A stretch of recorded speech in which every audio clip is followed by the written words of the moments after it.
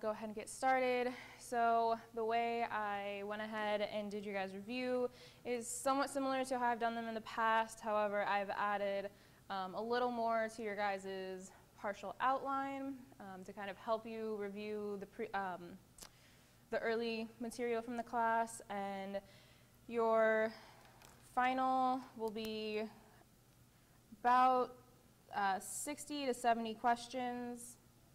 All right. You have the full 3 hours to take it. Okay. So in the case, don't feel too rushed or anything. Make sure you're reading through the questions properly and that you're making the best choice. All right. So in that case, for the review, I've gone ahead and I've done the partial outline. I've also given you guys some practice questions. So in case, be mindful that you will have chapter 11 on your final exam. So I would definitely make sure that stress maybe a little more on chapter 11. She said there might be a few more questions from chapter 11 than the other chapters, just since it's new material. In that case, I would definitely suggest going back and looking over her worksheet in particular, or any quiz material that you had for chapter 11, just because that one has a little more variability. All right? All right, so if there's no questions, I'll go ahead and get started with the material. All right? Awesome. So to kind of start off, we started way back on the topic of what is matter. And so just a reminder that matter is anything that has mass and occupies space. So in this case, we'll be looking at the atoms and our molecules. We also talked about the scientific approach to knowledge. So we had our hypothesis being a tentative interpretation or explanation for an observation. Does anyone happen to remember what makes a good hypothesis? All right, so in that case, a good hypothesis is falsifiable. All right, so that means there is the potential to say that your hypothesis is not correct. You want to be able to go forward and know that in the case if you had an experiment, if it's falsifiable and you find that your information is correct, you knew that there was at least the possibility for that error to occur. Okay? So we also talked about the laws and theories. So just kind of note, many laws can build a theory. So in the case, laws can't be violated. However, theories are a little more lax in terms of what information is available. We then talked about the states of matter. So what state of matter has a fixed volume and a fixed shape? Good, so that would be our solid. Which one has a fixed volume but indefinite shape? Good, that will be our liquid. And which one has indefinite volume and shape? Good, so that will be our gas. And in the case, what is our fourth state of matter? Great, so fourth state is plasma, all right? You're not likely to get asked any questions about the properties of plasma. However, just remember that we do have 4 states of matter. One important thing to also kind of note is that when we're talking about volume and shape, so our solids will have their particles close together, compacted. Liquids, they'll kind of be intermediate in terms of space and movement, where gases, they'll have a lot of space and they'll be able to kind of bounce around. Okay? From matter, we were then able to talk about the breakdown for mixtures and our pure substances. And so for pure substances, which of these elements or compounds is made up of only one element? So kind of hinted in the definition, so that will be just an element. All right, whereas our compound is made up of 2 or more elements. All right, compounds we'll think of as in like a molecular state, and we'd expect them to be bound to one another. In terms of matter for mixtures, which would be uniform throughout? What do we think?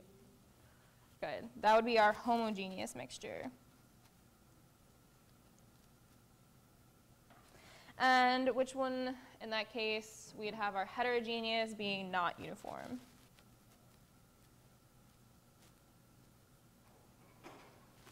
All right. So you can definitely have a few questions about the classification of matter. She could ask you to kind of make sure you know, in the case if something's a mixture or if it's a pure substance, or to even further break it down, which type of pure substance or which type of mixture you may have. So those are very common questions for final chemistry exams. All right, so after that, we also talked about properties. So we can have two different types of changes in terms of our properties for our substances. So what type of change occurs without changing the chemical composition?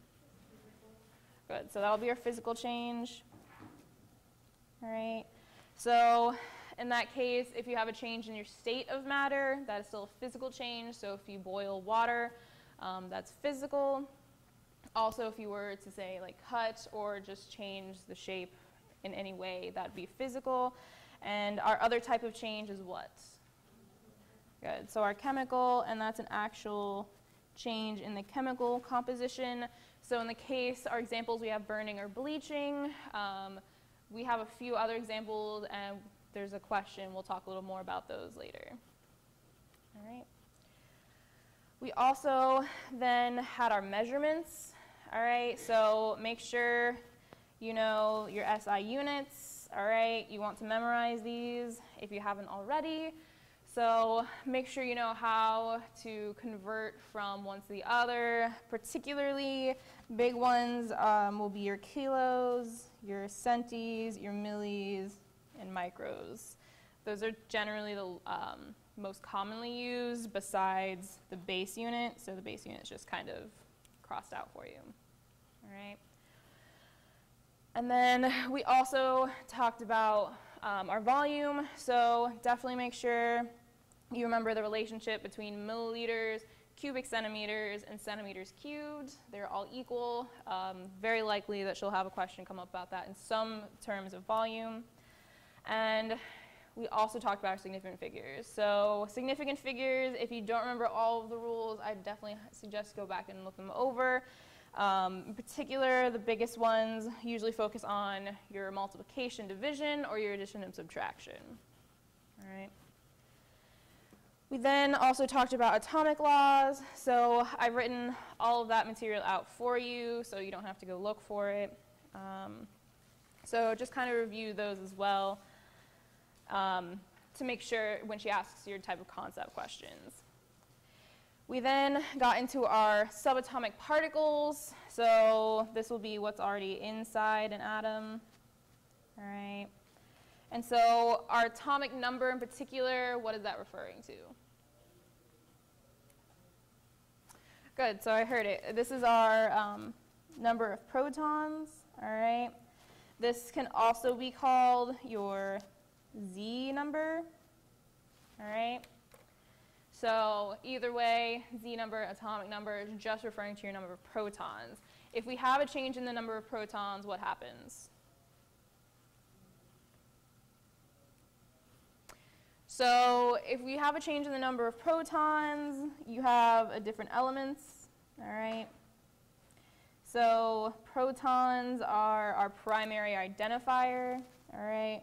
So these ID are elements, all right? This is how your periodic table is arranged. This is how most of your properties will be associated, is by your number of protons. All right, and then, so we also had change in the number of neutrons. What would occur then? Those would be our isotopes. All right. Also, and then if we had a change in number of electrons, we'd have, good. So our ions, in that case, our positive ions, we'd call these cations, and our negative ions would be our anions. All right, so in this case also, so remember that electrons, in the case, these guys are negative. So our neutrons are neutral, where our protons are positive. All right, so in the case, Thinking about a change in electrons can be kind of tricky. So not only are cations considered positive ions, but this represents a loss of an electron, and your anion represents your gain of electron. All right. So one other important number that you want to memorize is your Avogadro's number. All right, so this is referring to our moles. All right, this will come up in several different conversions. And then we also got into when we start associating and making chemical compounds. So we had two different types of compounds. We have our ionic and our molecular. So one thing I just want to point out is molecular is also called covalent, all right? So when you're also thinking about ionic bonds or covalent bonds are most oftenly associated with your molecular compounds, all right? So in terms, what usually makes up, or what always makes up an ionic compound? Good, so this would be our metal with our nonmetal. And how about our molecular compounds? So this is two nonmetals. All right. And so definitely we'll go over some practice problems about naming different types of compounds, but you'll definitely want to remember those type of rules. We do have practice problems on those, so we'll talk a little more about those in depth with those problems. Also, so I've charted out all of your important polyatomics to remember, all right? So make sure you know how those function. Your polyatomics can also be considered one of your nonmetals, all right? So when you're looking at your molecular or ionic, if you have polyatomic, that still constitutes as a nonmetal. Your diatomics are also important to remember. So we had kind of a trick with our periodic table. So we had kind of the L shape, all right? So this would be starting from nitrogen, oxygen, fluorine, and then down from fluorine, you'd have your chlorine, bromine, and iodine, all right? So in that sense, all of these should actually have a 2 subscript. All right, so, and that's how we're considering our diatomics. Those being very important as well when we're considering our conversions. If you ever have an instance where it's asking you to convert for your moles and you have something that says oxygen, you want to use your diatomic molar mass because we expect to see them in their diatomic form. All right, so very important.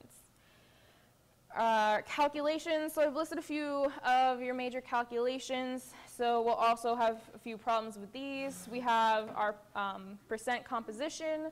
We'll see 2 different forms in which percent composition occurs, and we'll have percent yield, molarity,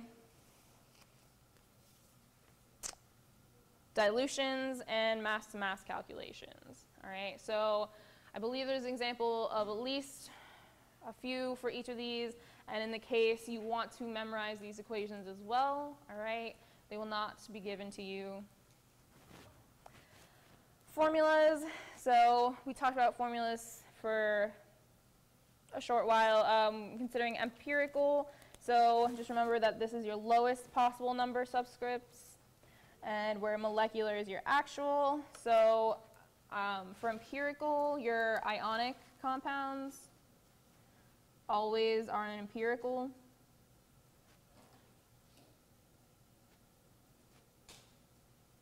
All right. Whereas your molecular, again, that'd be more so for your molecular compounds, and in the case, that would be when we'd have to actually find our empirical. All right, so, and this kind of just describes the formation of how you'd go about that, and we have a problem concerning empirical formulas later. So we also then talked about types of reactions, so definitely important to highlight and make sure you know what your types of reactions are. Your solubility rules, so you do not need to memorize these. They will be given to you in a chart format, similar to your third exam. All right, so make sure you know all the different rules behind your different types of reactions. Most particularly precipitations, your acid-base and redox reactions are the most commonly asked about. All right. So in terms of reactions, we do have kind of our first little problem example. So in the case for representing our chemical equations, so we have an example here. We have BaCl2 plus MgSO4. All right, so our molecular equation would be what these look like in this equation already. All right. However, our products, in this case, we would expect them to swap places. All right, so in that case, our metals will swap to the opposite nonmetals. So we should get MgCl2 and BaSO4. All right. Whereas next we have what's called the complete ionic equation. And in that case, complete meaning everything is going to be broken down into its ions in the case of it's possible. So kind of important to note that at least for the beginning part, these will always be aqueous, all right, meaning that they are dissolved in water. So in this case, our complete ionization, we should get our barium 2+ plus our 2Cl- plus our Mg2+ with our SO4 2-. All right. So again, in the case, our polyatomic ions, they will remain together as ions. Okay. So in the case, we don't need to further break down the SO4. So next, the kind of second part to our complete ionic equations is to determine what's occurring here. So MgCl2, Mg is an alkaline metal. We'd often see this as something that would be soluble. So similarly with our halogens, so our Cl2, we normally expect to see soluble, so we'd still expect these guys to break down. All right. However, if we do, I know it's a little small, if you can see the chart, so SO4 is generally soluble, however, with the exception of our barium. So in the case for our complete ionic equation, since this is a solid, this will not break down. Okay? Oh. All right.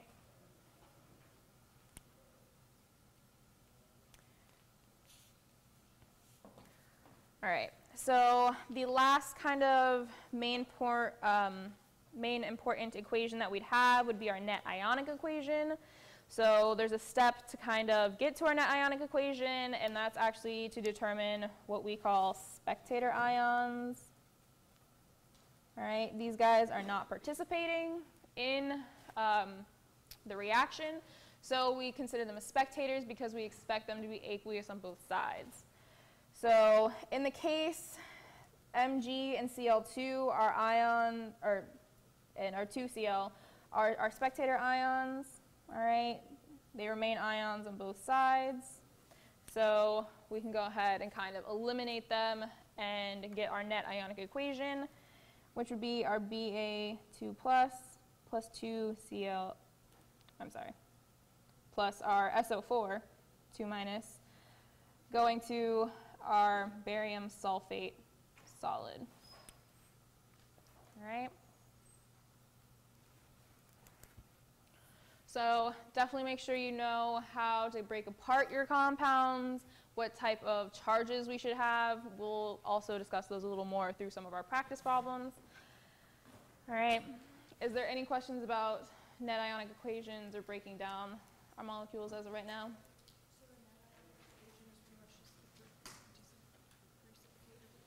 Right, so the net ionic equation is only the ions that will be forming your precipitant. All right.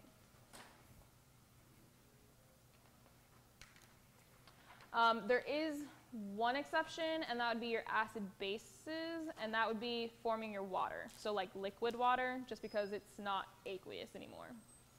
Okay, that'd be the only exception. All right.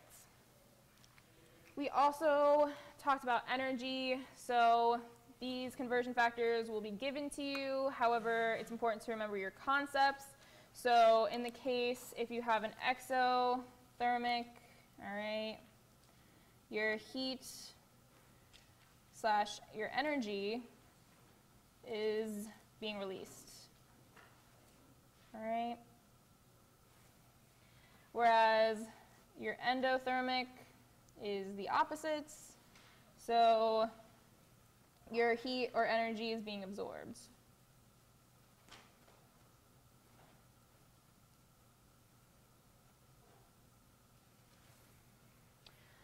And the way we go ahead and quantify this is using our calorimetry, or this equation, our Q equals MCAT is the most proper way to kind of remember this.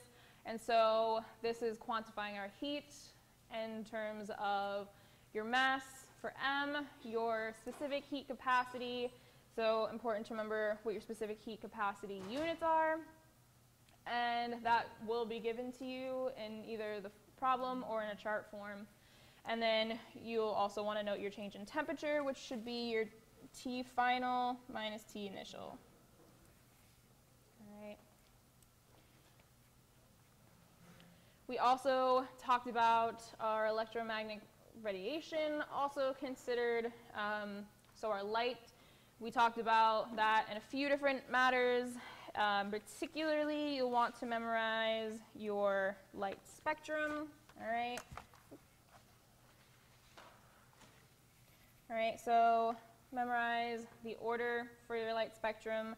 So in that case, all right, go ahead and kind of go sideways so you can fit everything in. We've got gamma rays, you've got your X-rays, you've got UV lights, then we have our visible, all right. Next we'd have our infrared,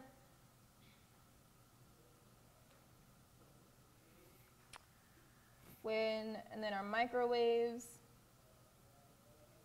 and last would be our radio waves, all right. So it'll be important to know this order, but it will also be important to know that this also represents as we move towards our radio waves. So in this direction, we'll see an increase in wavelength. You'll see a decrease in frequency, and you'll see a decrease in energy. All right. So this relationship is also commonly questioned for final exams. So make sure you know this relationship, all right? And then if you went instead in the opposite direction, basically the opposite would be occurring. You'd have lower frequency and higher, you'd have lower wavelength, higher frequency, and higher energy. All right, so it'll also be important to know this equation. This equation has two different aspects to it. It has your wavelength from energy, and then it also incorporates in the aspects, it has your frequency equation, all right? So the best equation to kind of memorize is your energy for wavelengths. All right, and then you don't need to memorize constants. Your speed of light and your Planck's constant will be provided if you do need it. You'll also then go through your orbital filling, all right? So this wasn't too long ago either. This is your order in terms of orbitals. So we had your S, P, D, and F orbitals, all right? So remember, your S can hold 2 electrons, your P holds 6, D holds 10, and your F can hold 14. So make sure you know how this order should occur when specifying which element, all right? I have also listed out the rules behind which that occur, so make sure you refer back. So that'd be your Pauli exclusions principle, your Hund's rule, and your off-ball principle, all right? So Behind that, we also had our periodic trends, so you want to memorize these. In particular, your most important will be electronegativity. All right, this guy is up, increases up and to the right. We'll also want to remember our ionization energy. All right, this one will similarly to electronegativity be up and to the right. And your last important one is atomic radius. And this has the opposite. It will be down and to the left for increasing. We'll also have some practice with Lewis structures, so if you have any issues going over those problems, refer back. I've listed your steps for creating Lewis structures, as well as your ions. We'll also talk a little bit about our polarity. So remember, this has the biggest association as well with electronegativity. You do not need to memorize your geometry, however, you do need to know how to recognize it, so I provided a table for you. And we'll have some examples on drawing our Lewis structures and determining our geometry. Last but not least, our main importance will be the gas laws. So definitely make sure you know how to memorize, you have Kelvin equation memorized, all right? As well as go ahead and memorize your laws. They'll be the biggest benefit in terms of knowing not only the equations, but also relationship. And if in some unfortunate circumstance, if you can't remember them all, at least memorize your combined gas law and your ideal. So this one and ideal will be the two biggest ones you'll want to know for the exam. All right, and so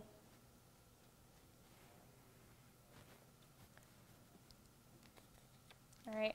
And so I did add this on here. She did talk about in class. I don't have a practice problem on this one, so do make sure you kind of review partial pressure. All right, this will be very important in terms, so this will be your P total is equal to PA plus PB, so on and so forth for all of your gases. All right. All right, so we'll go ahead and get started with our part 2. So just a general overview, what is this chemistry? So we have A, the mystical search for the meaning of life, B, the science of what matter does by studying atoms and molecules, or C, speculation about the nature of atoms and molecules. You also have none or all. What do we think?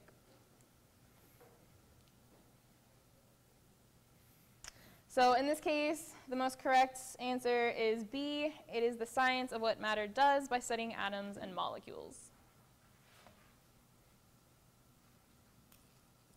All right.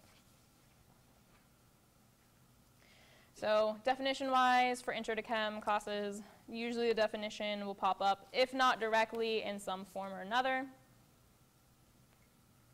All right.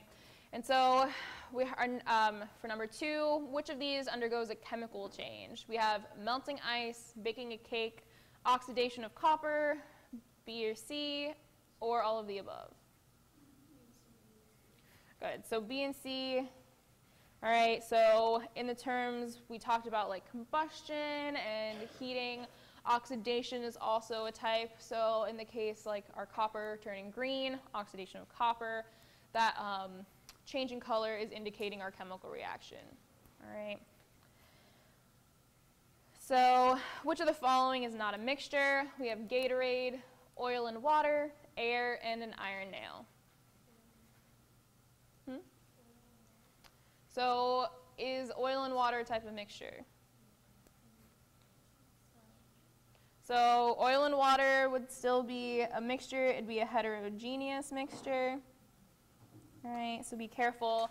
Also remember, another one that people commonly mistake is air. We have a lot of different things in air, not just oxygen. So air is also a mixture. So the correct answer here would be an iron nail. All right, So an iron nail, in this case, is simply an element. All right. All right. So number 4, we have one to kind of practice our significant figures. So in the case, so the first thing we'd want to do is go ahead and add, so our 16.103 and our 1.03. All right. So in terms, when we go ahead and add, this would give us 17.133. And for adding and subtracting, we'd want to round to we'd want to keep our lowest number of decimals. All right. So in the case, our 103 only has 2 decimal places, so that's where we'll end. All right, our next step would then be to multiply, so our 102,521. In this case, this should give us 17.5649, so on and so forth. And in this case, our correct answer actually got cut off, unfortunately. So in the case for multiplication and division, so our multiplication would actually be to keep the lowest number of significant figures.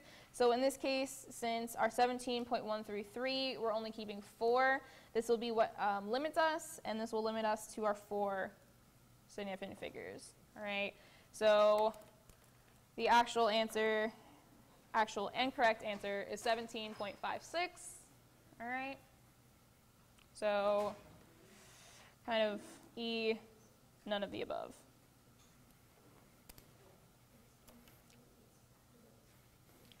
All right, so number 5, true or false, protons and neutrons contribute most of the mass of an atom.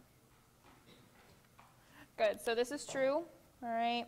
Protons and neutrons are the guys, they're found in the nucleus. They're going to give us the most mass. Electrons are considered to have negligible mass or very small mass, all right. So in the case, if we have a symbol that's giving us N15, all right, so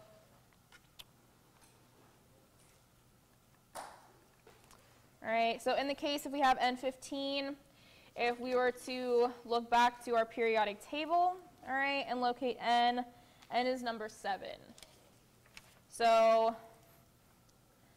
N is number 7, meaning that we should normally have 7 protons, 7 neutrons, and 7 electrons. However, in this case, 15 kind of indicates that we'd have something different.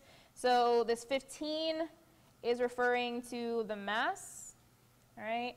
So since our proton number can never change, we're going to go ahead and take that mass and subtract our protons, and this will give us 8.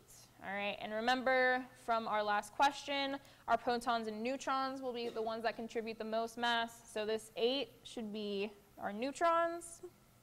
And so in that case, we need to find our 7 protons, and then also our 7 electrons with our 8 neutrons. All right, so that will give us option D. So protons and neutrons will be the same unless we have been given a charge. Okay, if we're giving a charge in this case, the charge would kind of go on the upper right-hand side instead of the left, and it will be plus or minus of some sort. It's a great question. We have a problem about that. We'll talk about it. All right, so in the case, so we'll get to that in a few questions, but for now we'll continue. So for 7, which is not correct of the following? So again, make sure you know which ones are your diatomics. In the case, the relationship C2 is not correct, as carbon is not a diatomic.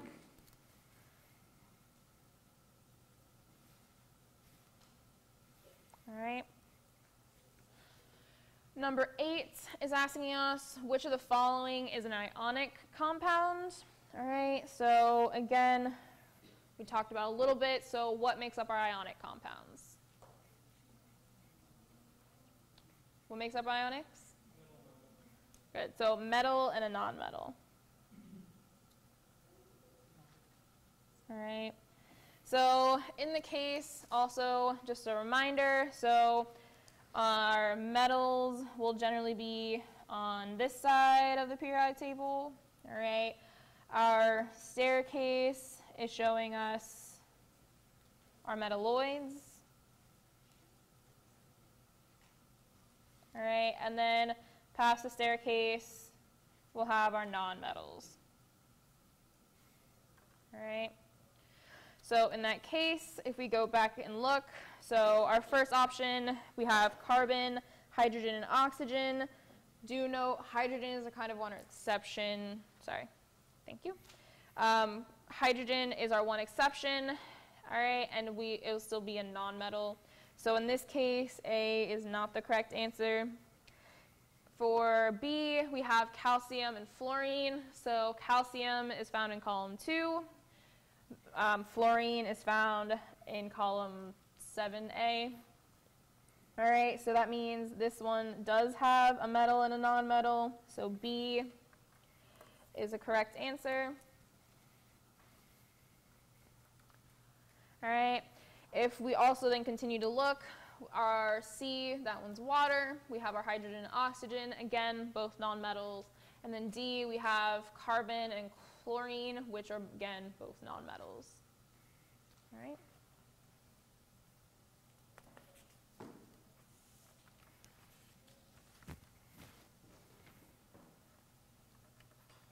All right. So our next one, what is the correct formula when magnesium bonds with nitrogen? So the professor really likes these type of questions. She can kind of ask this in 2 different ways. Either way, if she asks you in terms of bonds, in terms of charge, whatever you are, you can always kind of just revert back to your charge if you know that you're working in an ionic compound. All right. So in terms magnesium, what is the known charge for magnesium? Good, so magnesium is in our second column. It will give us a 2+. All right, and our nitrogen, what's the charge for that one? Good, so this one is a 3-. It's found in column 5. All right, so in this case, remember, we can go ahead and just simply switch our charges to subscripts of the opposite, which means we should get Mg3 and 2. So in this case, the correct answer is D. All right.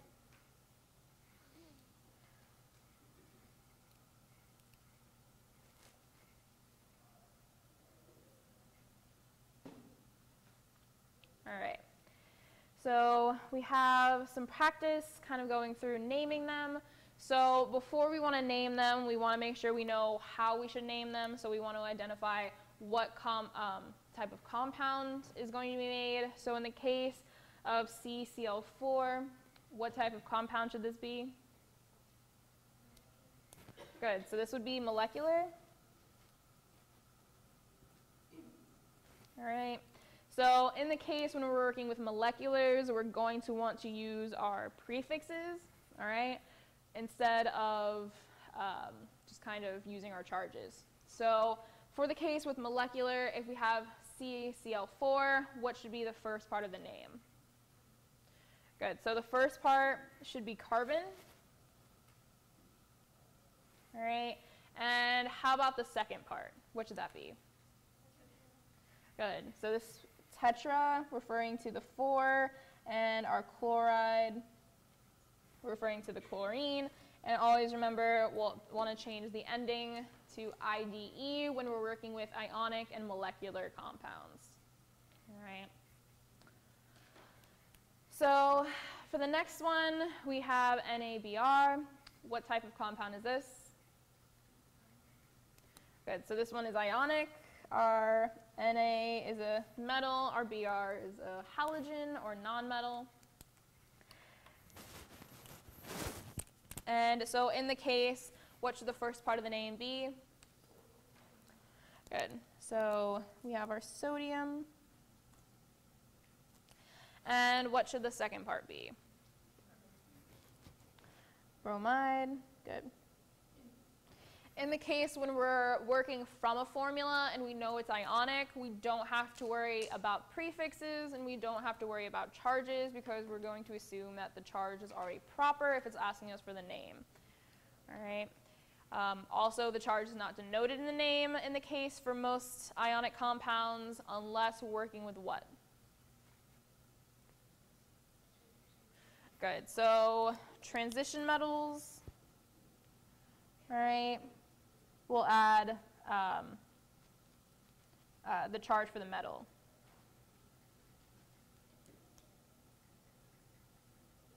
All right, so remember, if we did have a transition metal, we'd want to see our parentheses with the charge and a Roman numeral. So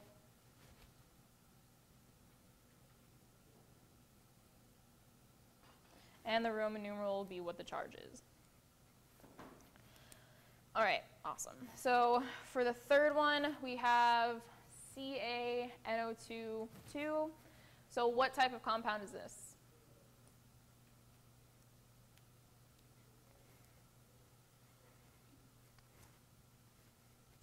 So don't freak out too much. So this is our polyatomic.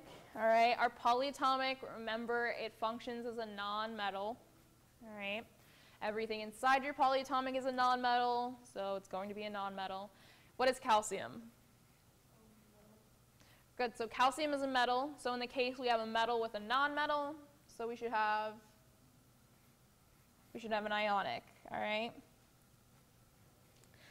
Our polyatomic ions, they don't really change much, all right?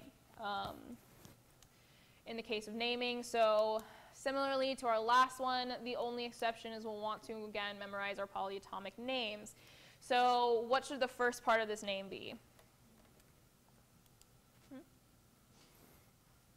So what is Ca? Good, so calcium. And then our NO2 is what? So this one is our nitrites with an ITE, all right?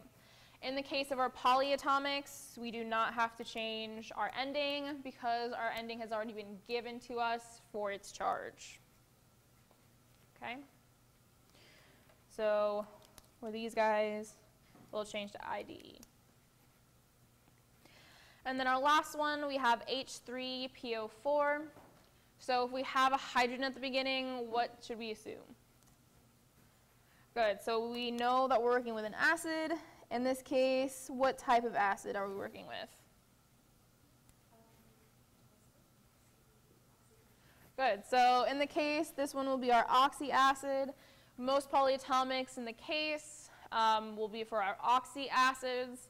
They'll also be kind of denoted by oxy. They'll have oxygen in them. So in the case for oxy acids, how should we start off our name? It's a great guess. So hydro is going to be used for our binary acids, all right? In the case, so we don't need hydro for oxy acids.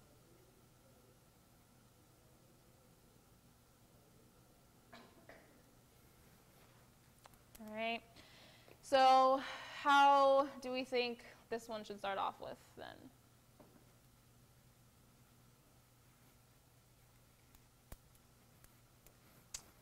So in the case, we're going to want to start off by identifying what our polyatomic is. So what is PO4?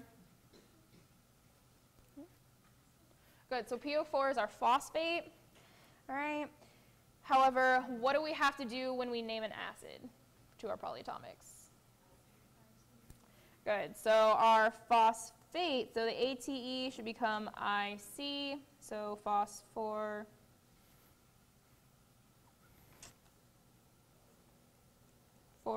acid, all right? So again, for acids, if you have the polyatomics, and the ending was ATE, it will become IC, and if you had ITE, it will become OUS. All right, so note, easy to remember that, is the I's will change places. So ITE used to be the lesser, now it's the higher for acids. All right. So in the case, instead of phosphate, we'd get phosphoric acid. So in the case, we're going to add on their acid to the end, and that will tell us that this has a hydrogen. Okay. All right. So in the case, we have an example using our Roman numerals. So again, remember this is our transitions. So what is the correct chemical formula for copper 2 phosphate? All right. So what is the symbol for copper? Good. So Cu. In that case, we can go ahead and eliminate D. And what is our formula for phosphate? So good, our PO4. And what is the charge on phosphate? I heard it 2. Try one more. Good. So that'll be 3 negative. All right. And our copper, we've said it was copper 2 phosphate. So what does that mean our copper's charge is? Good. So our copper should be 2 positive. So again, in order to identify the correct chemical formula, we can go ahead and simply swap our charges to the other subscripts. All right. So in this case, we should get Cu3, and then our phosphate should go in parentheses, all right, with a 2 after it, all right. So important to also note where your parentheses should occur. Your parentheses, when you have a subscript below, it goes towards everything inside the parentheses. So in the case, our PO4 should go in the parentheses since it's, this subscript has to go for everything inside of it, okay. You'll never see parentheses around the entire compound, all right, just around polyatomics. So in the case, your answer for 11 is A. All right. So we have 12 kind of going in reverse from what we've been doing. So also make sure you know how to write out your formulas. So we have our first one, which is calcium and nitride, all right? Make sure you are very familiar with your symbols. So in the case of calcium nitride, what type of compound is this? Good, so this one is also ionic. And what is the charge for calcium or nitrogen? Mm-hmm. Good, so our calcium has our 2 plus, and our nitrogen, again, is our 3 minus. So we can go ahead and swap places, and we'll get our calcium 3,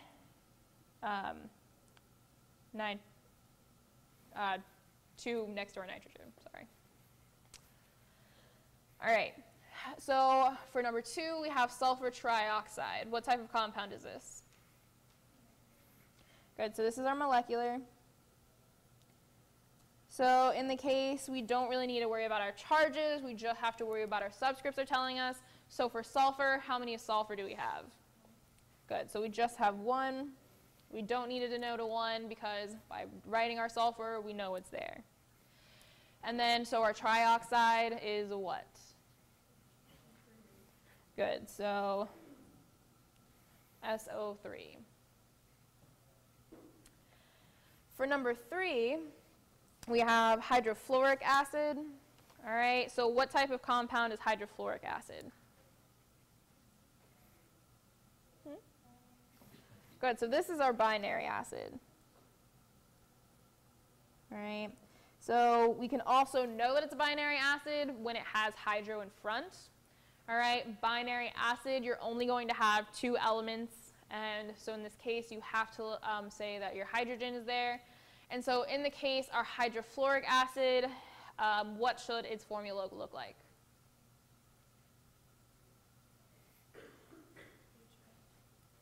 Good, so HF, we can get that by knowing that hydrogen has a +1, F has a -1, and so this should just give us HF.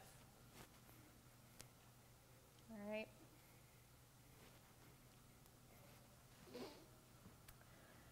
All right, so 4, we have nitrous acid. All right, so just to kind of work backwards, so nitrous acid, what should have our polyatomic been? Good, so this should be from our nitrites. All right, so in the case for nitrous acid, what should our formula look like? All right, so again, we have acid, so we know that we have a hydrogen here. What is the formula for nitrite? Good, NO2, and what's the charge?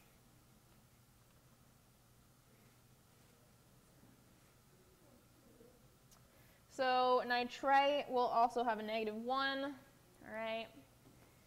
And so in that case, we don't really have to worry too much about swapping. We just get our HNO2.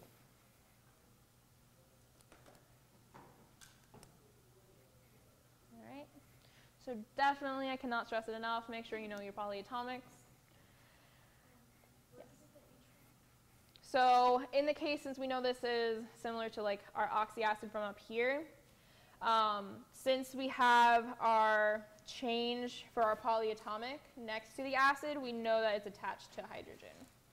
Okay, so generally in an acid, you have to have a hydrogen, all right?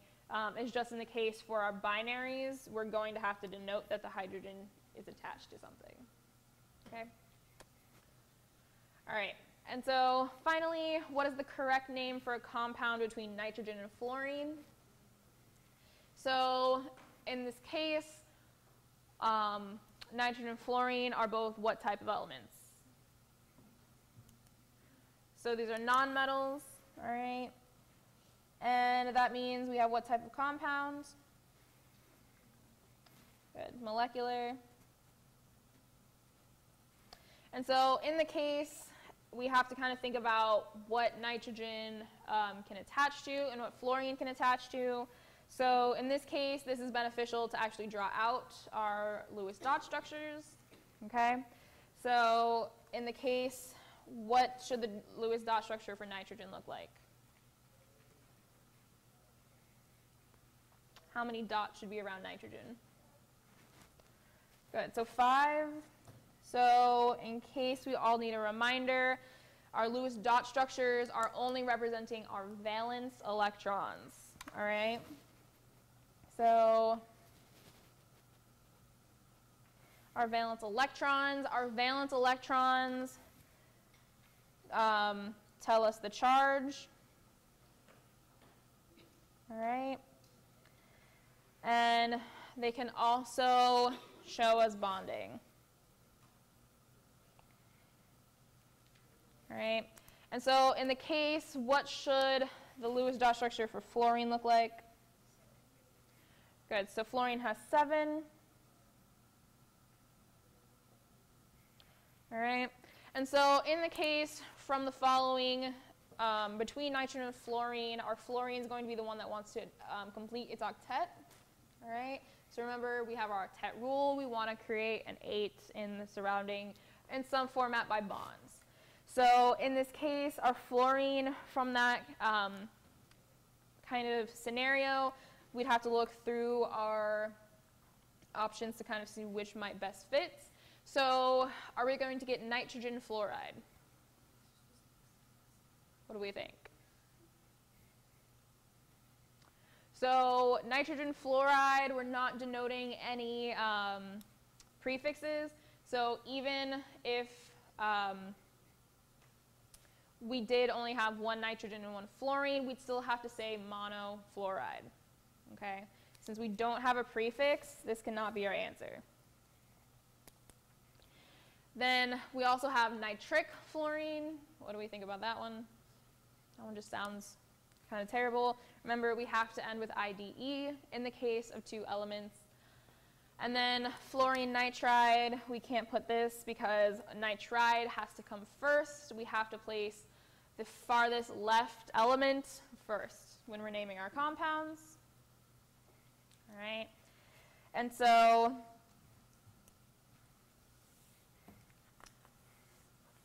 all right, our last answer. So in the case when we're looking at nitrogen and fluorine, we have our last two options. So nitrogen can bind to 5 different fluorines because it does have 5 valence electrons. What else do we know about nitrogen?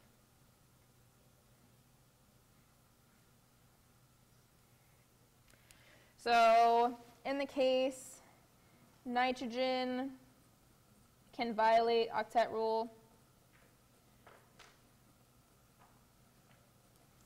Similarly, most any of the compounds that have a negative, or sorry, not negative, any type of element that has an odd number of valence electrons can violate the octet rule. All right. So we think back, we had a lot of boron, which only has 3. It's also going to violate the octet rule. It only has 3 to give or take.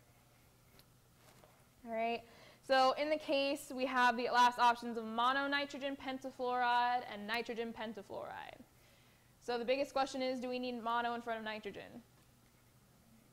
No. So mono only occurs in the case of the second elements. So if we had, again, so like if we had A, we'd have to say monofluoride, and that could have been correct. Okay? All right. Get away from naming and some of the charge work for now. So just kind of go back, remember what type of chemical reactions we can have. So when a strong acid is mixed with a strong base to form a salt and water as the product, what is the name of this type of reaction? So we have neutralization, precipitation, combustion, or decomposition. Good. So neutralization, all right. This is also called our acid base. Okay. So if you see either format, it means the same thing. Precipitation, what should occur in that case? Good. So with precipitation, we should form a solid. All right. Combustion, what should form with combustion? So usually we'll have a gas and water.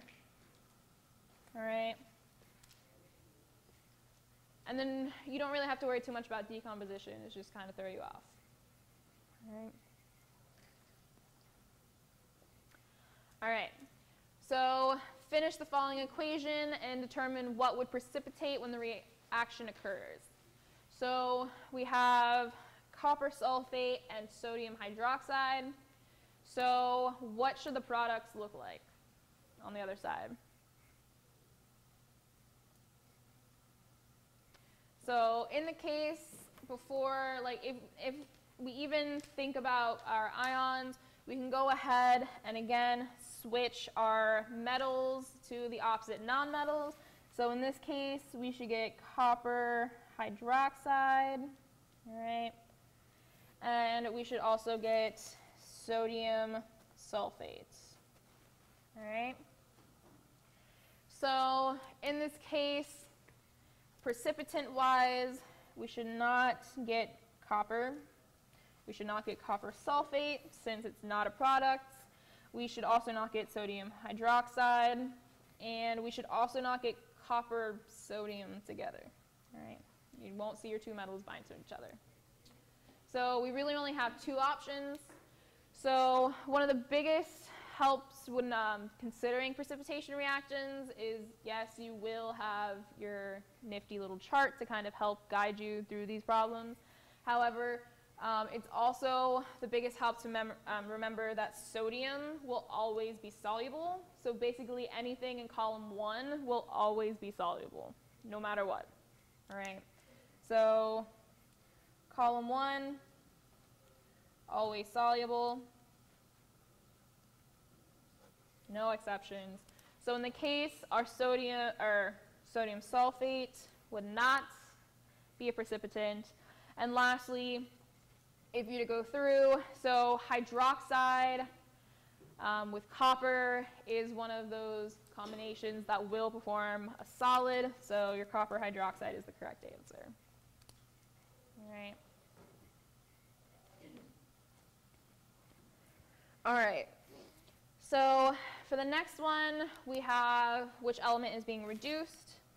So in the case, remember you have your oil rig, being your oxidation is loss of electrons, where reduction is your gain of electrons. All right. So in this case, I find it most beneficial to kind of write this out again. So in the case of I2, what charge does iodine have? If it's bound to itself, its charge is 0. All right? So please remember that one. It often gets people tripped up.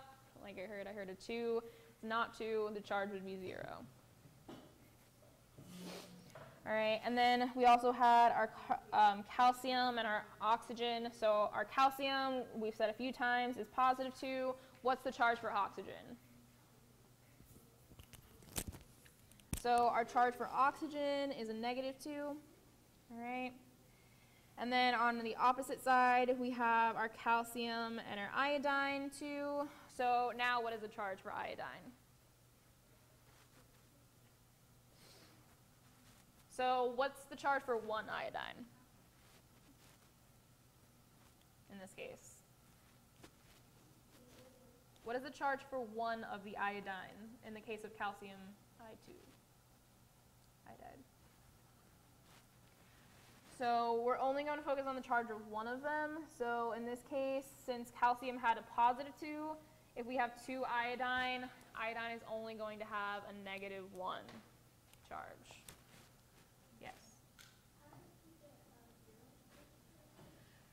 If iodine is attached to itself, it should not have a charge. This would be a molecular compound.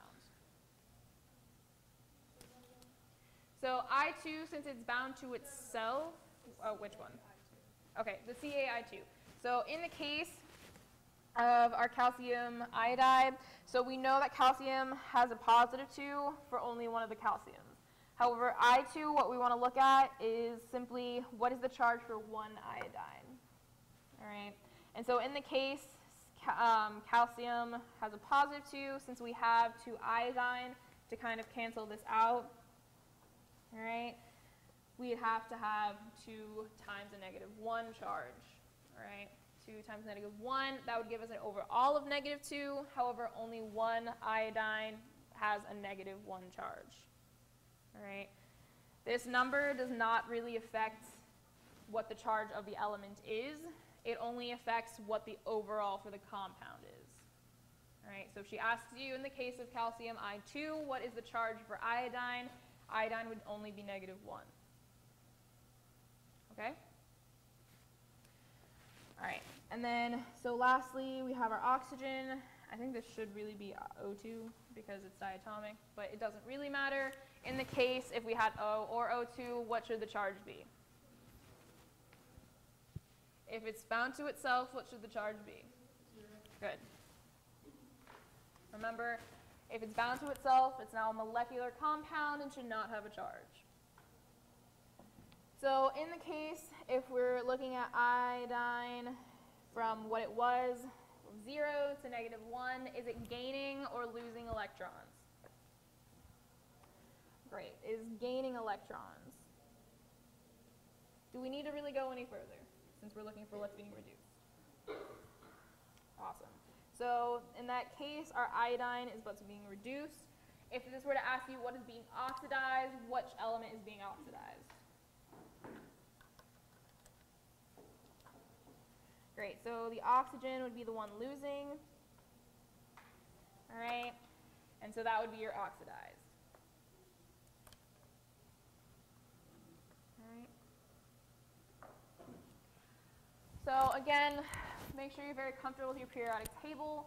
So which of the following would be a nonmetal in period 4 of the periodic table? So remember, your period is referring to your row, which would be from left to right.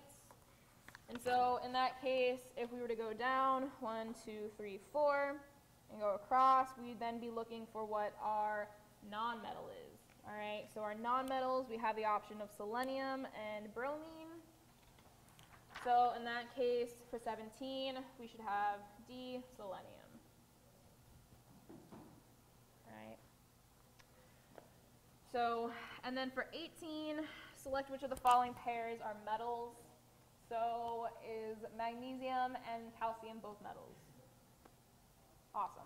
So that's a possible answer. How about germanium and arsenic? What do we think?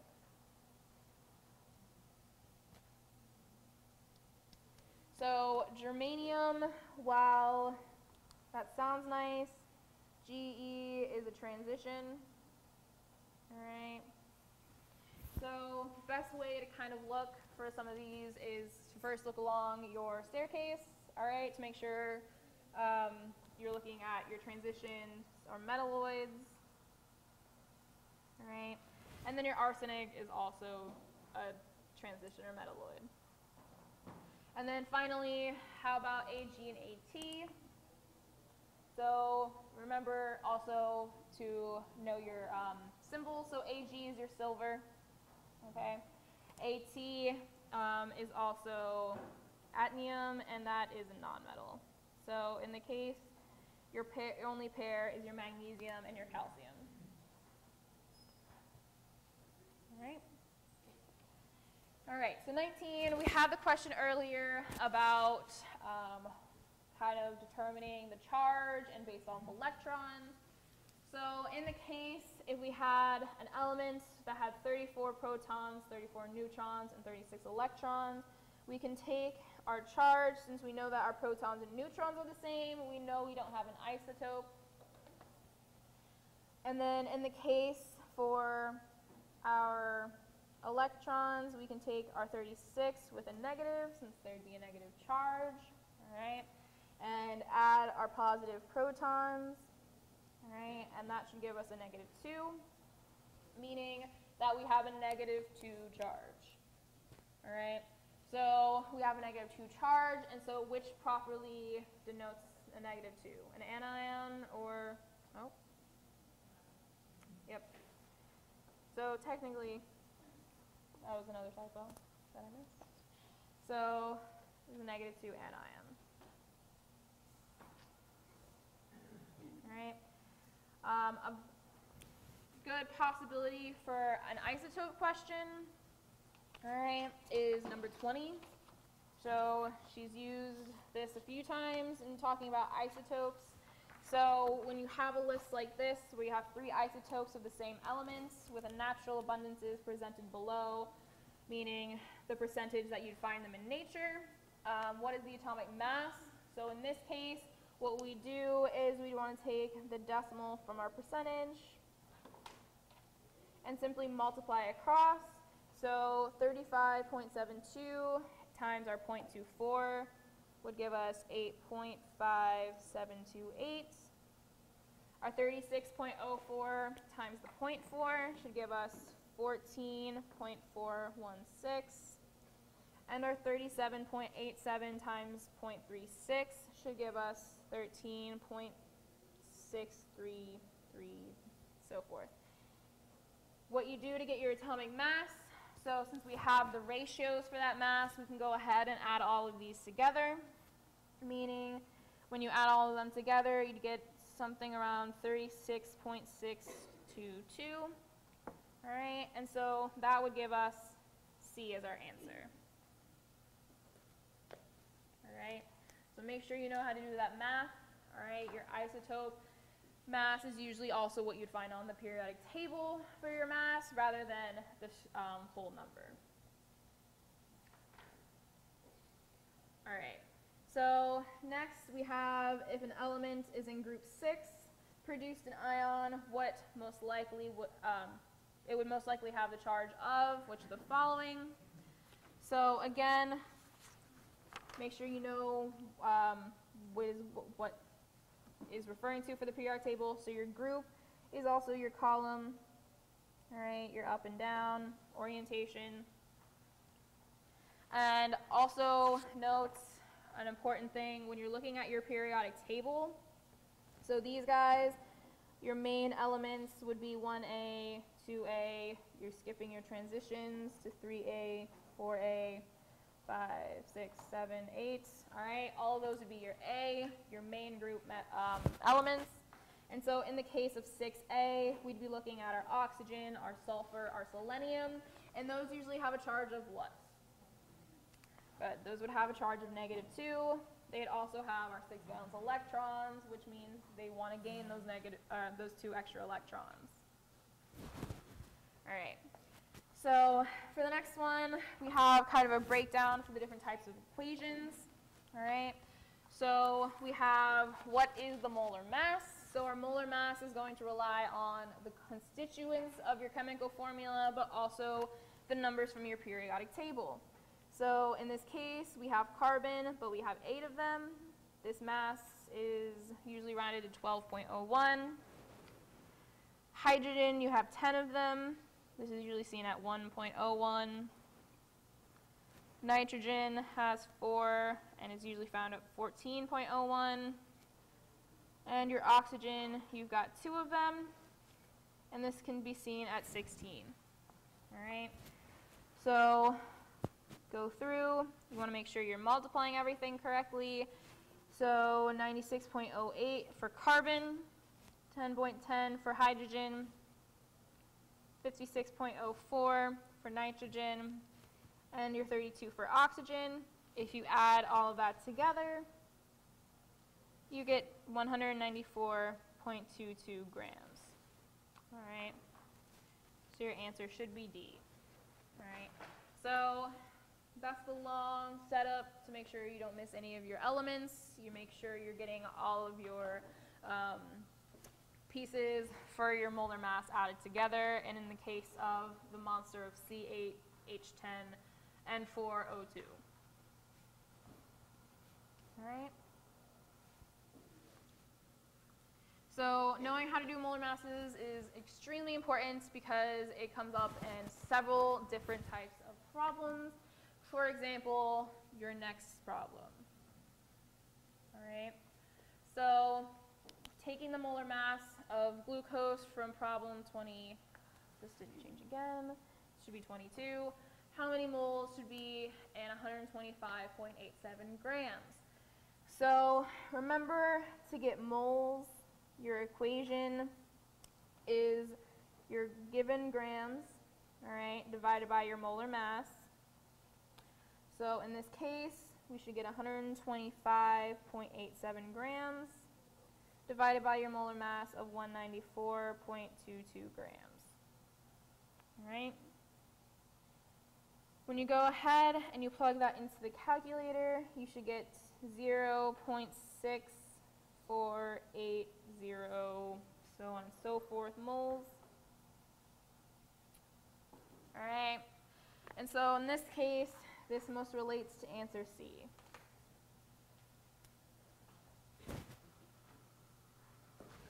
All right.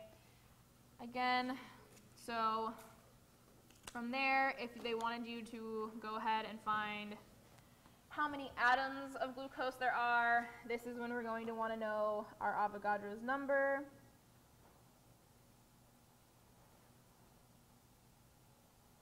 All right.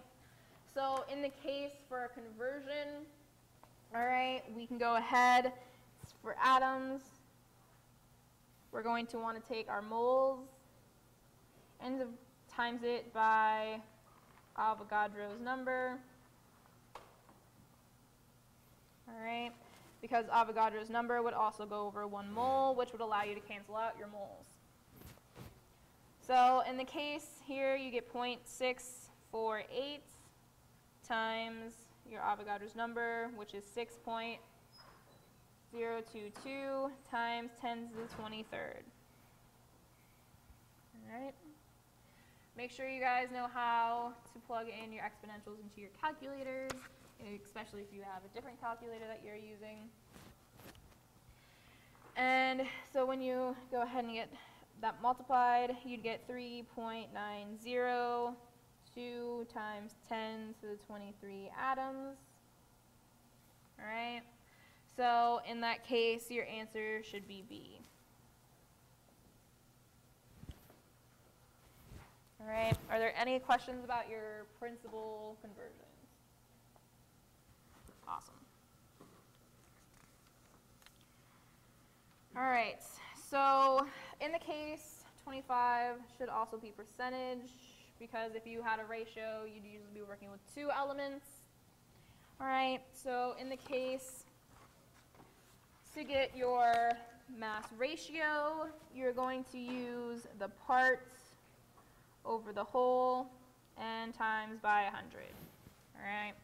So in that case, we're looking for the part of oxygen. We only have 1 oxygen, so that should be 16 grams given by your oxygen. All right. And so I'll go ahead and provide the molar mass to save time. If you guys want to get some extra practice, I suggest kind of working through that.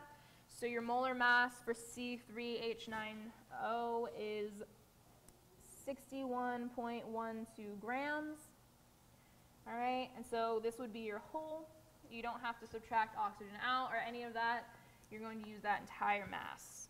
So this would be 61.12 grams. You're going to go ahead and divide those, and that'll give you 0.2617.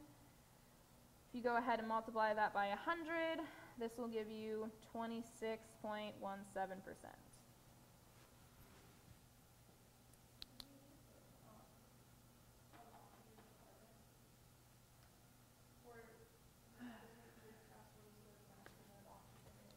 Yeah, that's kind of the issue. Yeah.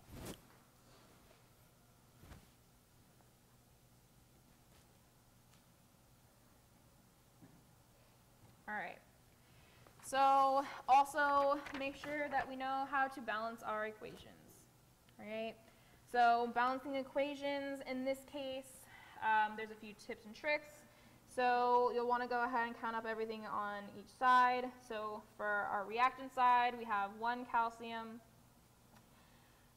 In this case, since if a polyatomic ion stays the same on both sides, so in the case of our PO4 and our PO4, we can go ahead and count those together. So on our reactants side, we have 1 PO4, and to continue, we then look at our oxygen that's not in the PO4, all right?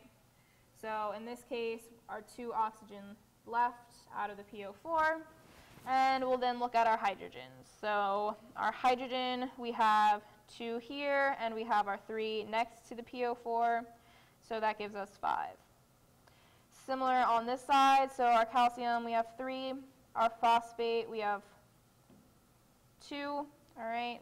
Denoted here next to the parentheses, and then we have 1 oxygen and our 2 hydrogen. All right. In this case, looking at our hydrogen and our oxygen, since our hydrogen is found on 2 different components on the reactant side, we're going to go ahead and focus on that one last. All right. That'll make it the most easiest for us to balance this equation.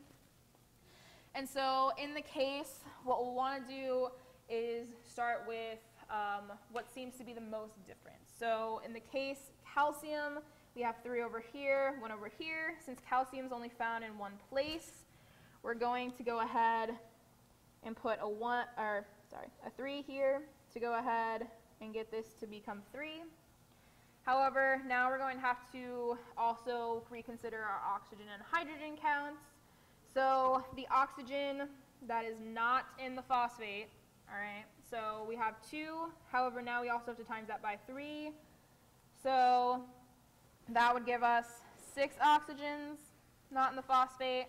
And then again, we also have to look at the hydrogens. So here we have times 2, but now we have to times that by 3. So 2 hydrogens multiplied by 3 again would give us 6. However, we also have an extra 3 hydrogens. So in that case, that would give us 9. All right.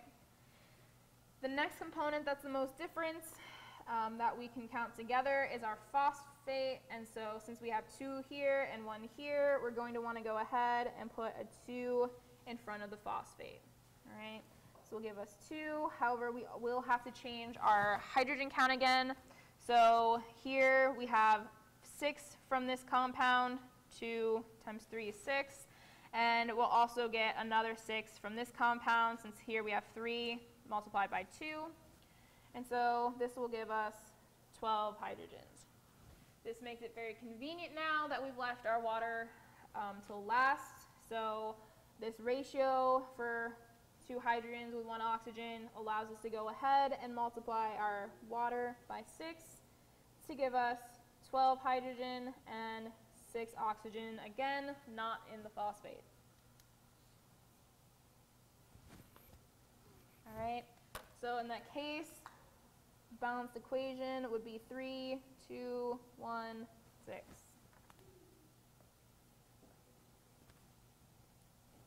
All right. So we'll get a little bit easier practice now, but also we'll need to know it for our next problem. So I'll write this one out. So C2H6 plus O2 goes to CO2 plus H2O. All right. So in the case, usually if we have a carbon-hydrogen attached like this and they go to 2 separate things, the best option is to multiply this guy by 2 before you even start. All right. So in that case, this will give us a carbon count of 4, a hydrogen count of 12, an oxygen count of 2.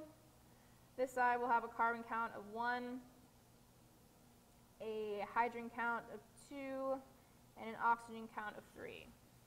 All right. So in this case, to now get us to go ahead and match the carbon hydrogen, again, it's just kind of a tip. You want to go ahead and multiply those by 2. Since we've gone ahead and done that, we'll also want to now match our carbon on this side. So multiply by 4, which will give us 4 carbons. And this will also give us now 8 plus 1 oxygen, so 9 oxygens. All right. Since we only have oxygen on 1 compound, we're going to, again, go ahead and leave this last when we go ahead and balance. So we're not going to focus on our oxygen on the other side just yet. Next, what we're going to want to look at is our hydrogens. So our hydrogens go from 12 over here, but we only have 2 here, so we need to go ahead and multiply this by 6. All right, and this will give us 12 hydrogens, and this will give us 4 times 2, 8 oxygens, plus 6 oxygens. That would give us 14 oxygens. All right, we now have everything matched except for the oxygens, which makes this easy since we have now an even number. So we can go ahead and multiply this by 7 to get 14.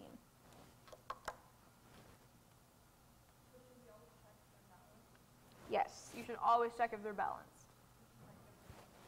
Yes, she can give you one that's not. In the case if you were to look at this problem and not go ahead and balance it, you would get the answer incorrect. All right.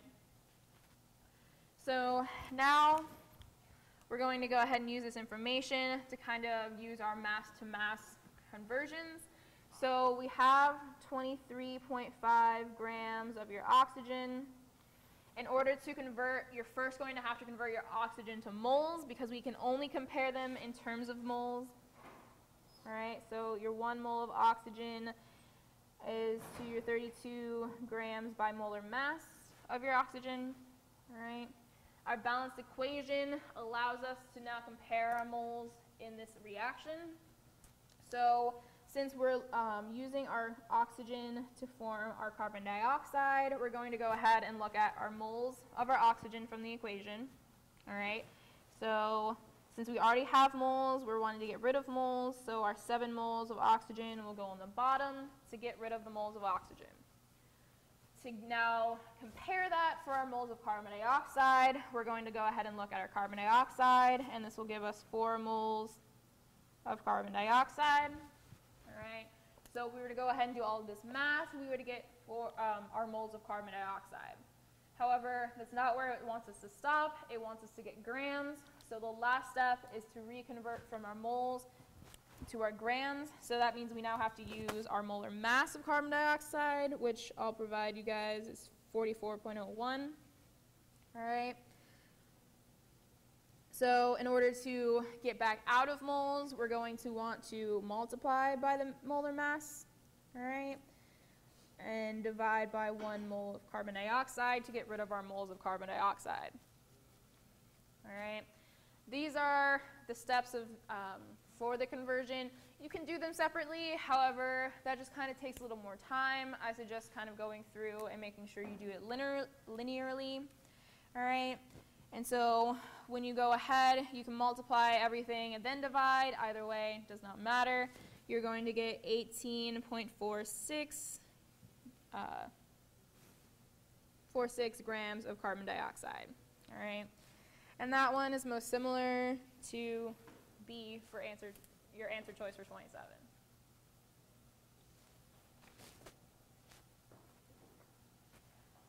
All right. So here we're getting a little more into our liquids and gases that we've been talking about a lot more recently. So in terms of how many moles of oxygen gas are in 5,000 milliliters with a density of 1.42 grams per liter, the first thing we're going to want to do is take our milliliters and make them liters. So we're going to divide by our milliliters. All right. This will go ahead and give us 5 liters, which we can now use to manipulate our density. All right, our 1.429 grams per liter. And this will give us 7.145 grams, again, for O2. So in the case, if we're looking for moles, remember you're always going to want to somehow find your grams. So in the case, you want to make sure you know how to manipulate your density, use that to your advantage. You want to know how to get to volume to your mass, or in this case, we're going volume to mass and then mass to moles. All right, so we'll take our 7.145 grams, and we're going to get 1 mole over 32 for the oxygen. And remember, this should be O2 for diatomic. And this should give you 0.2232 moles. All right? So your answer for this one should be C. All right? So this one is just to make sure, remind you guys, know how to use your density, make sure you know how to use your conversions to your advantage. All right? Sometimes you might be given an equation and you have no idea what the steps are. If you know the relationships, that'll help you. All right. Okay, so I went to print the updated version of this, and apparently that is not the one I grabbed. This should also be 0.35. The updated version is on the website, so that's the one you guys are looking at. It should be correct. All right, so in the case, 0.35 and 53 milliliters, we're going to want to make sure that they're the same. So 0.35 liters times 1,000 milliliters will give you 350 milliliters. All right. So in this case, what we're looking for is the percentage of the acid. All right. And so we're going to want to take our 53 milliliters of acid and divide it by the entire solution. So in our entire solution, if we've mixed them together, we're going to have to consider both our 350 milliliters plus our 53 milliliters. All right. If we go ahead and divide this, we get 0.1315, and to get our percent, we'd have to times this by 100, and this would give us 13.2%. All right. So when you're working with solutions, the differences that we're looking at for our mass percent or our percent composition is that our solutions, we're normally going to have to add together the what's ever being dissolved with our solution, all right? Whereas our normal mass compositions will normally already have everything added together for us.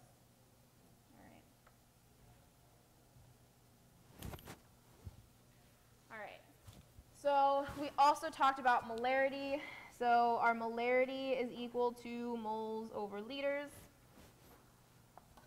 All right. In the case, if we have 54.6 grams of lithium chloride and a 425 milliliter solution, what is the molarity of the solution? So we don't quite have our moles yet. So we also don't have our liters. We need to go ahead and convert. So our 425 milliliters is going to be 1 liter divided by 1,000. All right, and so this will give us our 0.425 liters. All right, so check, we at least now have our liters.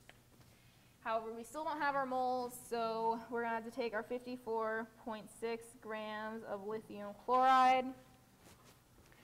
And our molar mass for lithium chloride is 42.394. All right, so we can go ahead and divide with the 42.394 grams to get our moles, and this will give us 1.287 moles, or this should be 88, sorry, moles of lithium chloride. All right, we now have both our components. We can plug them in to get 1.288 moles over 0.425 liters. All right, and that would give us 3.03 molarity. All right, so in that case, the answer should be D. All right, one of the biggest things they often say, chemistry can be very confusing, so try and work through the problem before you look at the answers. Those will often try to trip you up. If you look at the answers and you're not even close, best bet is to try again. All right. So in the case, we can also kind of manipulate our molarity equation a little bit to try and a few other things. So we're looking in this case to find how many moles are in a 198.6 milliliter solution with a 0.523 molarity. All right. So here, go ahead and find your liters.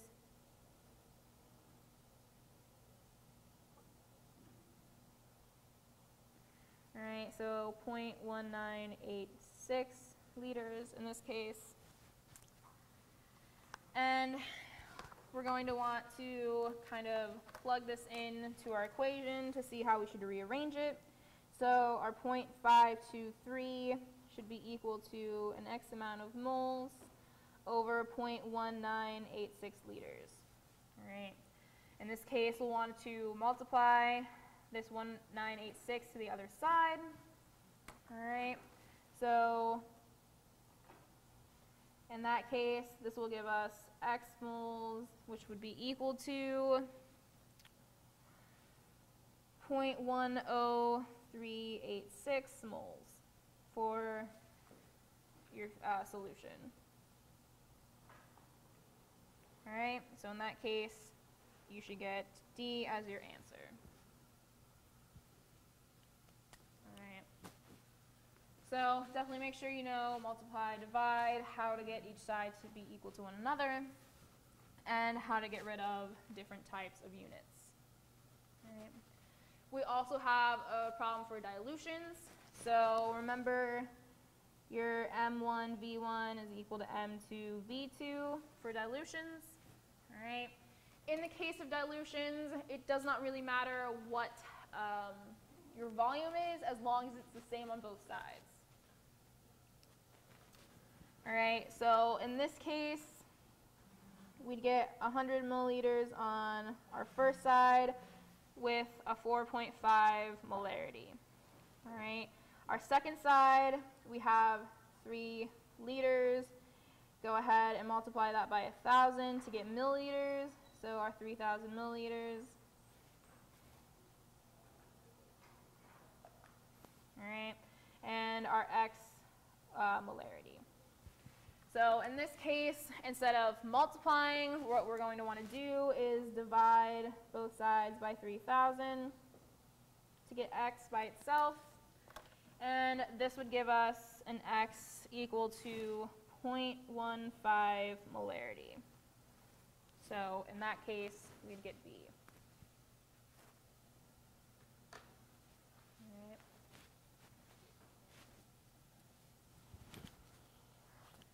All right. So 33 talks a little bit about the empirical formula. So remember, empirical is your lowest number.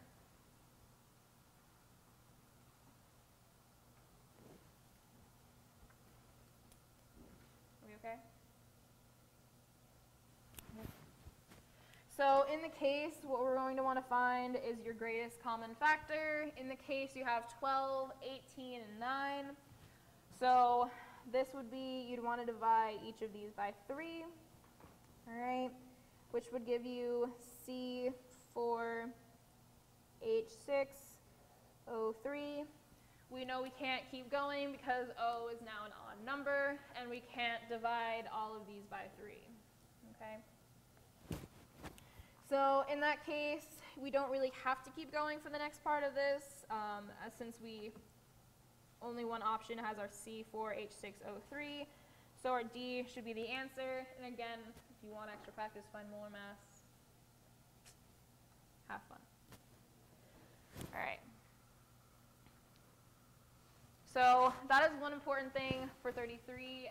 A lot of times she'll ask you something that doesn't necessarily need every step of the question answered. So if you can find something that has the direct answer, go ahead, and you know that's what you should be looking for. All right. So again, 34, which of the following options has the highest frequency? All right. So again, we had our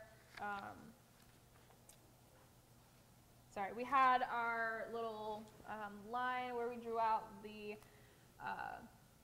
light spectrometry, and in that case, our visible light, all right, came first, then our infrared from these options. Next, we would rank it as micro waves, and last would be our radio. All right. From this ranking, our radio waves had the largest wavelength, which meant it also had the lowest frequency and the lowest energy. All right. So again, relationship-wise, if we're instead looking for the highest frequency, it'd be at the opposite end. So in this case, our visible light would have the highest frequency. All right. All right. So we have one kind of equation dealing with the energy of a wave. So one thing to note, usually this would be given in nanometers. All right. So make sure you do know your nanometer conversion. So your equation for the energy of a wave is E equal to hv, or E is equal to hc over wavelength. All right. So constants are in the packet. I didn't rewrite them. However, so H is referring to your Planck's constant. All right. So your 6.626 times 10 to the negative 34. C is referring to your speed of light, so that would be your 3 times 10 to the 8th.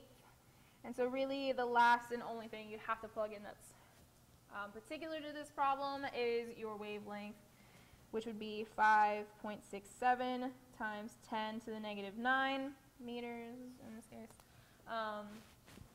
So just, this is a good problem to make sure you know how to use your calculator, make sure your exponents are working properly. And so this would give you 3.5058 times 10 to the negative 17. And your energy, if you were to review all of your units, would end in joules, all right, which is your primary unit for energy. All right, so in the case, that would give us the answer of A. All right, So 36, we have what is the electron configuration for selenium. All right. So selenium is found in, I believe, the 5th column. All right, so selenium is found in your 6th column, right next to bromine. All right, that means in this case that it should end with your 4, and since this is the P block, we know it should end at 4P. All right. And so in this case, your order for electron configuration, we start with 1s2. All right, make sure that you have to fill in the electrons for each shell as we go along. So next would be our 2s2. What comes after 2s2? Good. Our 2p6. Then our 3s2. How about next?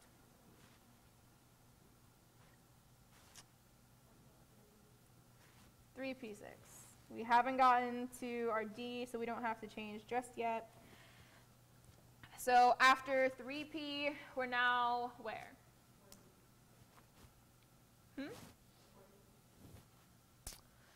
So this will be where we kind of get a little stuck. So when you get into the 4th row, we start transitions. Remember, transitions are n-1.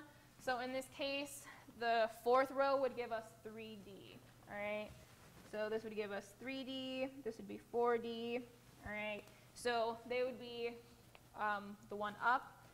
In the case, our D also should come after S. So here, this is our S block, all right? So here we'd get our 4S first.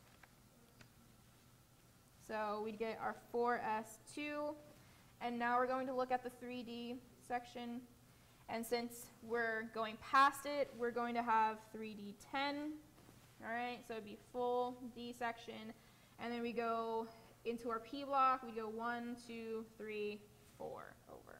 All right, so that would give us our last one of 4p4. Okay, so you can use your periodic table. Remember, this is your S rows. This would be your D block, your P block, and your F block. D would be n-2. Your F would be your D is n-1. Your F is n-2. Okay. So here, so this would be 5D when we start our F block, and so this block would be our 4F.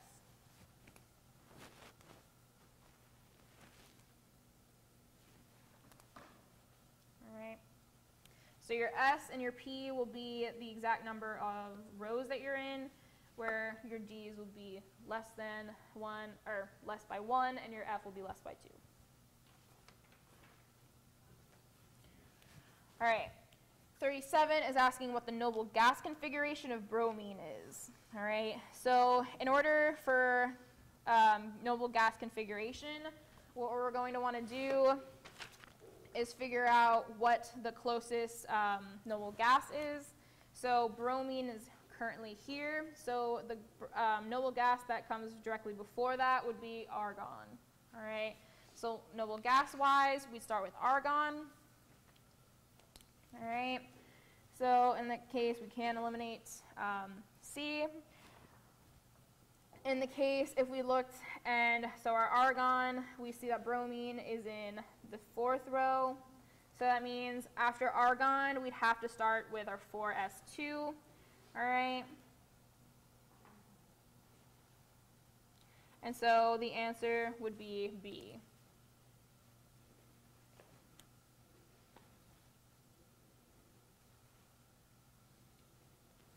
All right. However, we can ask a different type of question here, which would be what are the valence electrons in the configuration for magnesium? So magnesium, our valence electrons are always going to be in the s and p orbitals. All right. So for magnesium, we'd want to look at what row it's in. So we see 1, 2, 3. Magnesium's in the 3rd row. It's in the s block, and it's over 2, which means that it should be D, 3s2.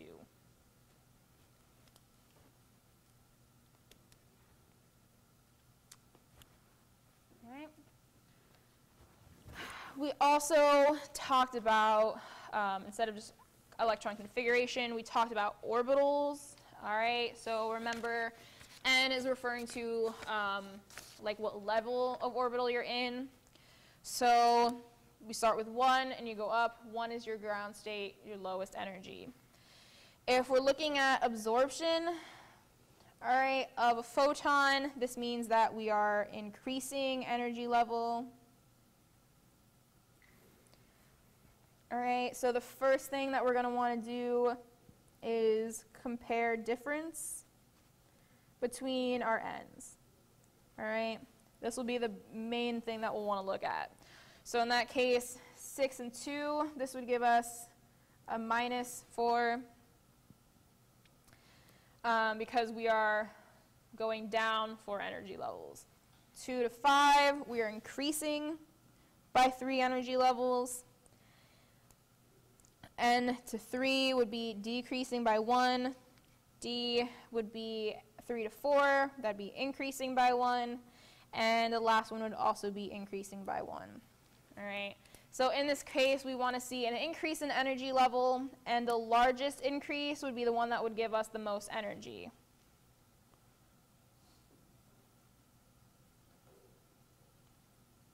All right. So in that case, our largest increase occurs at B. All right. So we then talked about our electronegativity trends. So remember, electronegativity increases up and to the right. In the case, our calcium would be the lowest and farthest to the left. So that would be the least electronegative. We then have our carbon, oxygen, and nitrogen left. We can look at the periodic table and kind of easily identify where those are. We know that carbon would be farthest to the left. Next would be nitrogen. Last would be oxygen. So B should be the answer. 41 out of the bonds below, which would be the most polar. So important to remember also not just kind of identify, but also know your numbers for polarity. Those would be very, the ranges will be very important in terms of identification. So for this one, since they're all starting from nitrogen, the most polar, we'd want to compare which would have the biggest electronegativity difference. In the case, which would be the most electronegative out of these, all right? And this one's just kind of a reminder that fluorine is the most electronegative, all right? So that would give us the highest polarity. All right, so to just kind of wrap up, would you guys prefer Lewis structures or would you prefer gas laws? Gas laws, is that okay? All right, I'll post the Lewis structures online if you guys want to take a look at those. All right, so for 46, we'll jump there for gas laws. If we have any time, we'll come back. But so for our gas laws, make sure you go ahead and remember those. So when we're going through, we want to identify what we're working with. So here we have 14.3 liters at a pressure of 67.8 kilopascals. She will give you the conversions for your pressures, so just make sure you know how to use those. So kilopascal is a pressure, PSI is a pressure, ATM, all of those would be possible options. It doesn't really matter as long as you're keeping your pressure the same on both sides. So in the case, we also have a secondary pressure. So this gives us our P1 V1 equals our P2 V2 equation. All right. So in the case, our P1, we have our 67.8 kilopascals. We have our 14.3 initial volume. And we'd go to our secondary pressure, which was 72.3 kilopascals. All right. And we would then be looking for our secondary volume. All right, so we just go ahead and divide both sides by the 72.3. All right, and this would give us a liters of 13.409 liters. All right. So that would be option D. In the case for our second one, there's a lot of words here. One of the few things we can eliminate right off the bat is our time. We aren't concerned about that one. We do have an initial volume, we have an initial temperature, and we also have a final temperature. So this would give us V1 over T1 is equal to V2 over T2, all right? Even if it's not a direct law, you can always derive from your combined gas law, so PV over T equals your other PV over T, all right? So in this case, we get our 1.2 liters. However, note we have Celsius here, so we'd have to add our Celsius to convert, we'd have to add the 273 to convert to Kelvin. And we compare this to our secondary volume with our 67 plus 273. All right, again, to convert to Kelvin. To convert to Kelvin.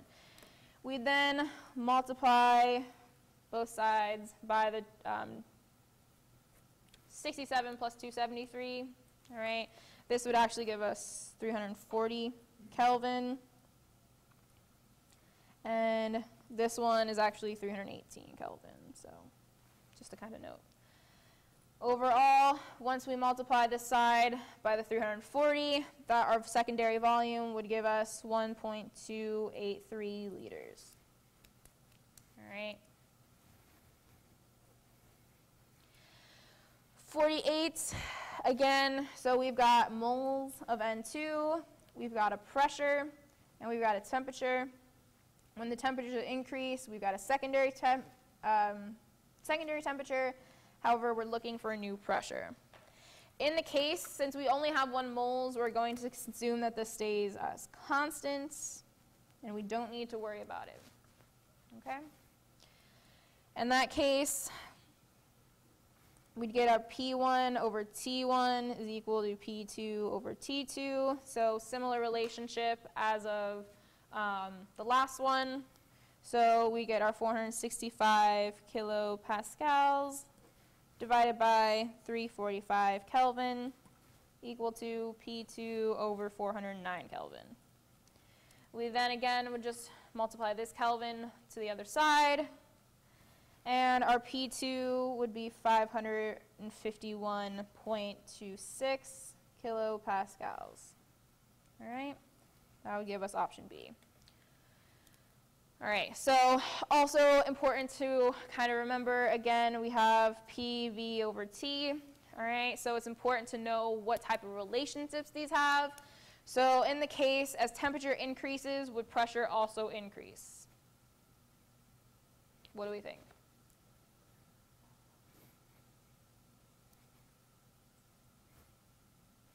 So this would not happen, all right? We would need the pressure and temperature to be opposite of one another. As the temperature increases, the volume increases. This would also not occur, all right? Similar relationship of our pressure and volume in terms of temperature. As pressure increases, would volume increase? So this one would be true. They have a direct relationship, all right? So this is direct as they're next to one another. All right. The last one would be as pressure decreases, the volume increases. And so that is basically the opposite of what was going on with C, so that would also not be true. One other thing to remember is STP. STP stands for standard temperature pressure, okay? Standard temperature and pressure would be 1 atm, and that would be 273 degrees Kelvin, which would be actually 0 degrees Celsius. So this is false. STP would have to be 1 atm and 0 degrees Celsius. All right. And to wrap us up, what is the volume when a container has 32.4 grams of water at a temperature of 56 degrees Celsius and an internal pressure of 1.34 atm? So in the case, We don't necessarily have moles, but we do have grams. All right, so we can bring this down and convert it using the molar mass of water, which our molar mass of water is 18.02 grams. All right. In the case, this would give us our N. We have our temperature. We also have our pressure, and we're looking for our volume. All right. So in this case, we'd be using our ideal gas law. All right. So this would help us give N. We can then plug in our R. So R will be given to you. It's 0.0821. Your temperature, you're going to have to convert to Kelvin, so 273 plus 56. All right, that would all be on one side, where your other side would be 1.34 atm, and you would be looking for your volume. All right, so in this case, we can go ahead and just divide both sides by 1.34. All right, and you would be able to get your Vx. And in this case, we would get 36.2430 milliliters, or I'm sorry, liters, all right, which we then want to convert to liters, so we'd multiply that by 1,000 milliliters over 1 liter. And this would give us 36243. We're simply just moving over our decimal place. All right. And so to kind of wrap up our significant figures, how many significant figures should we have in this case?